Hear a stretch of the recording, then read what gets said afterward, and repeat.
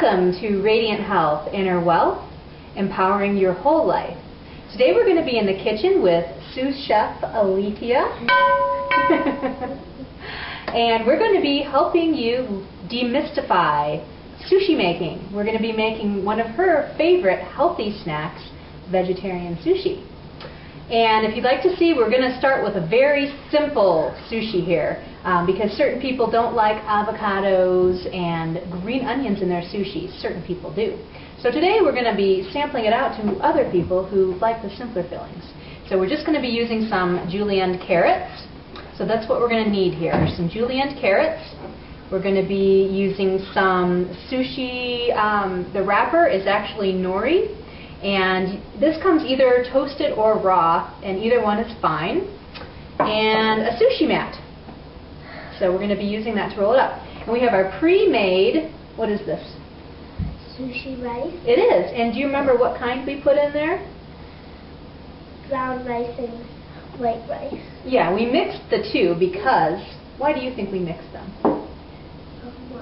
Because we wanted to please people who prefer white rice, but also have the added nutritional benefits and fiber of the brown rice.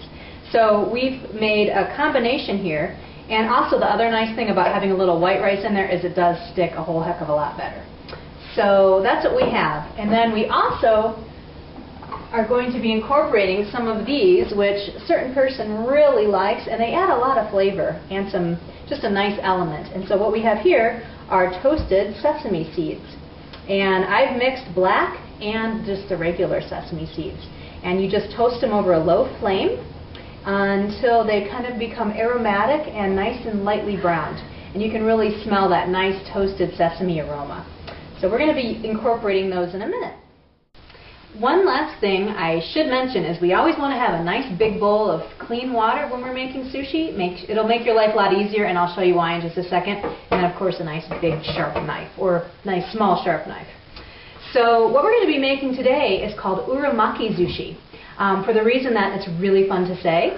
And uramaki sushi, if you've never heard it called that, is basically when you have the rice on the outside. So it's the inside out sushi, which is really easy to make. So what do you say? It's sushi time, it's sushi time, it's sushi time, it's sushi time. Okay, it's sushi time. So what we're going to do is now these have a nice little cheat sheet back. I don't know if you can see that, but there are lines to help you know where to fold this. So we're going to fold the nori in half and place it on our sushi mat. So what we're going to do is we're going to put our nice rice on here, and here is part one of why water is helpful. Rice will not stick to your hands nearly as easily if you've got wet hands. And we're going to show you that a child can do this. It's very easy. So what you're going to want to do is just spread it out with your hands. Very good. And you want to get it all the way out to the edge. If there's like a little bit of nori showing like that, you really want to cover it up with some rice. Very important. We will put a rice kernel there to demonstrate said advice.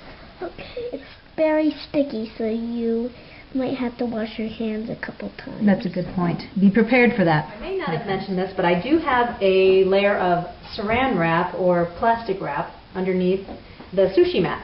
So for the uramaki sushi, what we're going to do is we're going to do a little switcheroo here. We're going to put this on top, and then we're going to flip it over so that the rice is on the bottom. So all we did here was flip it over. And we're going to actually put the sushi mat underneath now. That was so graceful. Okay. So what we've got is sushi mat on the bottom, then rice, and then nori on top.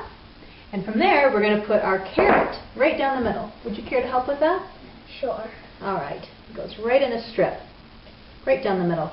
And again, you can use avocado, scallions, that's the same as green onions. You can use strips of marinated grilled tofu or pan-fried tofu. So we're going to keep our fingers in this center to kind of make sure that the filling stays centered. We're just bringing the mat around, and we're really compressing as much as we can, getting all of the air spots out and evening it out. And then we can remove both the mat and the plastic. And here is the part where we make them just look so adorably cute with the toasted sesame seeds. And all you do here is what, Alethea? Roll them in the sesame seeds, and then they are all covered in them. Absolutely.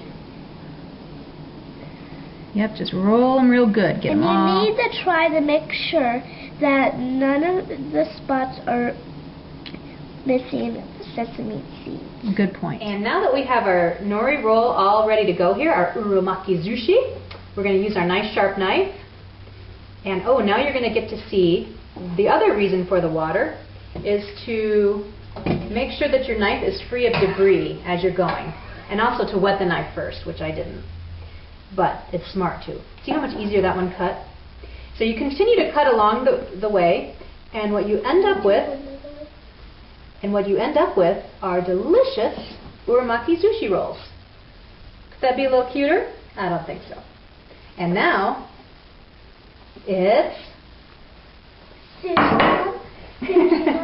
wanted to let you know that that is one of the recipes from my second edition Radiant Health Inner Wealth Cookbook. There are about 250 vegan recipes, and it's also an entire wellness guide for inner and outer wellness. Thank you so much for joining us today. It's been a pleasure, and I want to thank sous chef Alethea for making nori look like it's fun and delicious, which it is. Thank you so much.